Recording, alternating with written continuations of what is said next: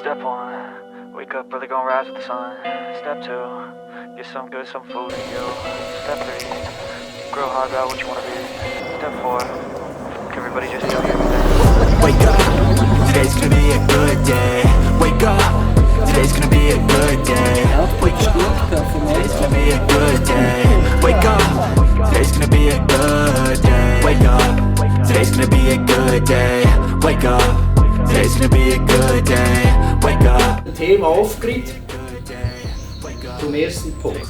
Für Fragen haben wir ein Slido eingerichtet. Kann ich auch sagen, okay, das Gerät kommt zum Beispiel in eine Quarantäne nicht oder ich lasse es überhaupt nicht am Netz zum Schluss. Circulation, one step at a time, yeah, that's how you make it. Set a goal you control and this. Was sind denn eure Painpoints? Was müssen wir mit Segment Routing besser machen? If I make a mistake, it's called education. I try to do this every day, call it replication.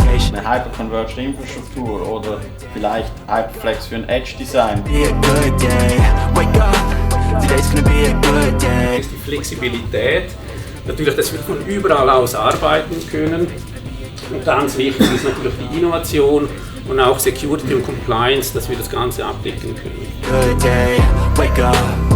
So sein, wie wir mit Cisco über Server und IT Security diskutieren und sprechen sollten.